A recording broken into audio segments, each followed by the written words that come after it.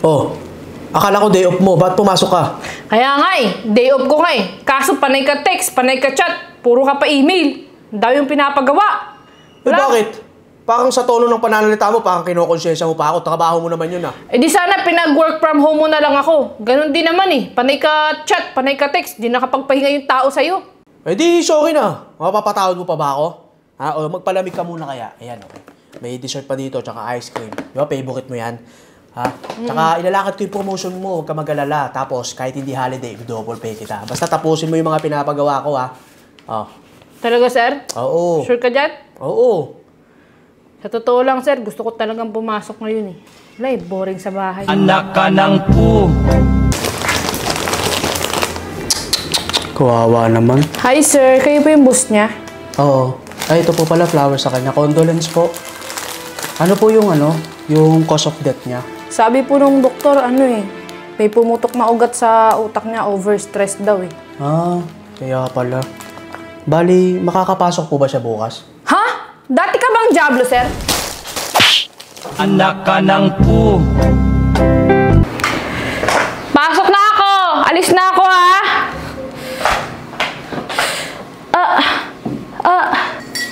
Shit. Pumutok na ata yung panubigan ko. Wait lang, tawagan ko si sir.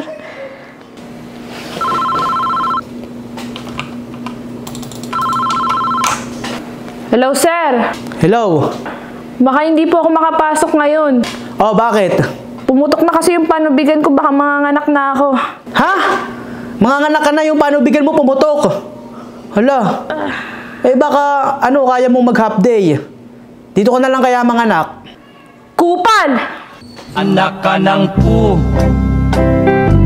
Guys, yung schedule natin for this month of April, sinend ko na sa GC Okay ko na lang. Sir, di ba may utang ako sa iyo 2,000, di ko na babayaran. Ano, bakit naman? April Fools! Sir Kinabahan naman ako. Salamat Pero huwag ka na papasok bukas, santi ka na ngayon. Wala naman sir, bakit? April Fools! Sir, naalala mo yung nag-team building tayo? Kaya ka po si Ma'am Charmaine noon, hinahalikan mo sa liig, di ba? May picture kami noon sa sinabi sa asawa mo. April Fools! Kayo talaga. Sir, meron akong screenshot ng sinabi mo doon kay Ma'am Olivia na handa mong iwan yung asawa mo, mabembang mo lang siya. Sisend ko yun sa asawa mo. April Fools! Uy, dali, kinabahan si Sir. Alam mo, itong utang mo na 2,000, huwag mo na ito bayakan. Sa'yo na yan. Tapos, bigyan pa kita ng 2,000 pang pang kape-kape. April Fools ba to, sir? Hindi. Totoo yan, guys. Guys, kayo, mag-pizza kayo ngayon. Tigil nyo yung mga April Fools na yan. Kalokohan yan. Guys, Tsaka announcement pala, mag-resign na ako. Yun! Wala na po, pakal! April Fools! Sayang naman. Anak ka ng pu. Sir, pinapatawag niyo daw ako, sir? Ay, oo. Kasi di ba kaka 3 years mo lang dito sa company. Congratulations, Ang galing mo. Thank you, sir. Tsaka may pala ako sa'yo, may good news ako sa'yo. Meron ka ng salary increase.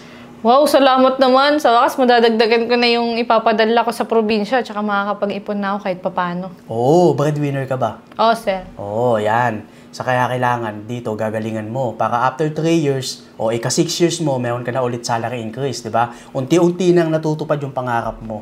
Wow, nakaka-excite naman. Tanong ko lang, sir, magkano po yung salary increase ko? Bali, nakalagay dito, 15 pesos. 15 pesos? 25 pesos na ngayon turon sa SM. Ako, sir, wag na. Magre-resign na lang ako. Ayan yung resignation letter ko. Pangit ng kumpanya nyo. Anak ka ng pu. Sir, pinapatawag niyo daw po ako. Ay, oo. Kasi andito na yung promotion mo. Bali, na-promote ka na. Congratulations, Thank you, sir. Oo. Bali, sir, madadagdagan niyo yung sahod ko? Ganun pa din naman, pero dagdagan lang natin ng konti yung trabaho mo. Konti lang naman. Bali, yung pinapagawa ko kay Michelle, ikaw lang tumapos nun. Kasi alam mo naman yun, medyo titinga-tinga. Tapos yung pinapatapos ko kay Paolo, malapit na deadline nun. Ikaw na din ang tumapos nun kasi pala absent yun Tapos, may mga bagong hire pala tayo. Ikaw na rin ang mag-training nun. Tapos yung mga bagong applicant, ikaw na mag-interview. Bago ka pala mag-break, linisin mo muna yung CR ko, tapos yung back office, damay mo na din Tapos, pakikisuyo ako sa'yo, bili mo ako ng kape. Yay, kala ko ba dagdag sahod, dagdag trabaho pala. Stress na nga ako, mas lalo pa ako mai-stress sa dami ng pinapagawa nyo. Tsaka yung mga inuutos nyo, sir, hindi ko naman nagawain yan, hindi ko naman trabaho yan eh. Tapos yan, papabilin nyo pa ako. Hindi ko naman trabaho yan eh. Ayaw mo ba? Sa'yo na nga sukli eh. Ano pa ba, sir, bibilin? Anak ka ng pu. Sir, pinapatawag niyo daw po ako, sir. Oo, kasi andito na yung ATM mo. So, i-change pin mo na lang to, tapos next cut-off pa na makasahod kasi yung mga pinasok mo, pondo yun. Oh.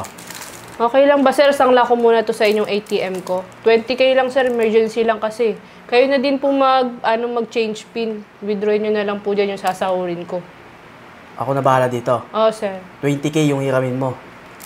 Sige, mabait ka naman eh. Pero, wait lang. 20K hiramin mo. Yung basic salary mo, halos kalahati lang yung mababayad mo sa akin yan. Paano naman yung kalahati? Kaya nga, sir, magre-resign na din po ako, sir. Oh, kaka-hire mo lang, tapos mag-resign ka na. Di, paano mo ko mababayaran yan? Hindi mo na ako mababayaran. Di ba, sir, may makukuha naman po akong, back pay. Kayo na po kumuha nun. Sa inyo na po yun, sir. Ha? Anak ka ng pu.